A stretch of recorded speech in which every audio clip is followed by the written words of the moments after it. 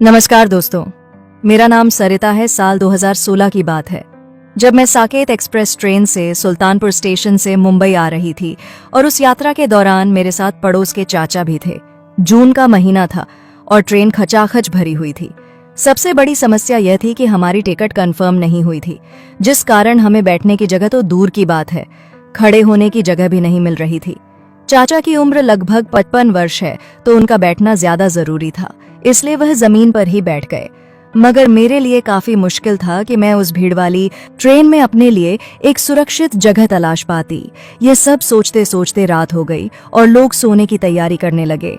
इस बीच एक लड़के ने मेरे पड़ोस के चाचा से बात करना शुरू कर दिया और वह लगातार मुझे देखे जा रहा था। उसने चाचा से बात करते करते अपनी ऐसी पहचान बना ली कि वह दुनिया का सबसे शरीफ लड़का हो, मगर मैं उसकी चाल समझ गई थी। चाचा ने देखा कि लड़का अच्छा है तो वह पास वाली सीट के नीचे सोने चले गए और मैं उस लड़के की सीट पर एक कोने में बैठी रही।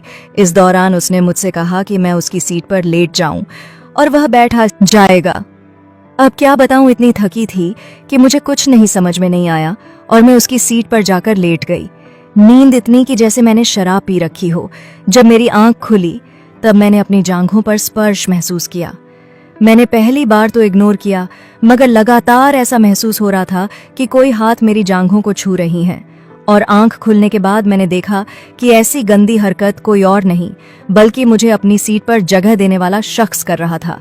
जब मुझे अंदाजा हो गया कि मेरी नींद का फायदा उठाकर वह शख्स ऐसी हरकत कर रहा है, तब मैंने उसे डांट कर इसका विरोध करना शुरू किया। इसके बाद वही हुआ जो लगभग हर ऐसी घटना के बाद होता है। मुझे कहा गया कि आजकल तो मदद ही नहीं करनी चाहिए।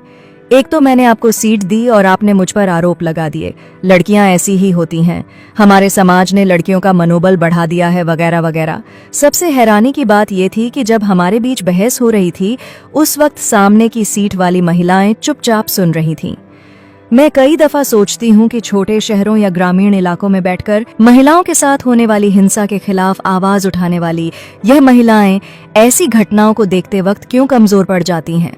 सबसे दिलचस्प बात यह थी कि इस पूरी घटना के दौरान अंकल सोते रहे, पता नहीं क्यों, मगर उनकी एक आवाज तक नहीं आई, जबकि वह लड़का काफी जोर जोर से मेरे द्वारा खुद पर लगे आरोपों के बचाव की दलील पेश कर रहा था।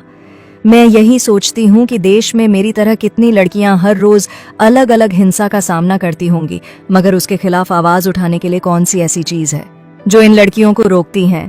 आखिर में मैंने जैसे तैसे सफर को पूरा किया और मुंबई पहुंच गई। तो धन्यवाद दोस्तों। उम्मीद है आप लोगों को हमारी ये प्यारी सी काल्पनिक कहानी पसंद आई होगी। वीडियो पसंद आए तो लाइक करें और चैनल को सब्सक्राइब करना ना भूलें।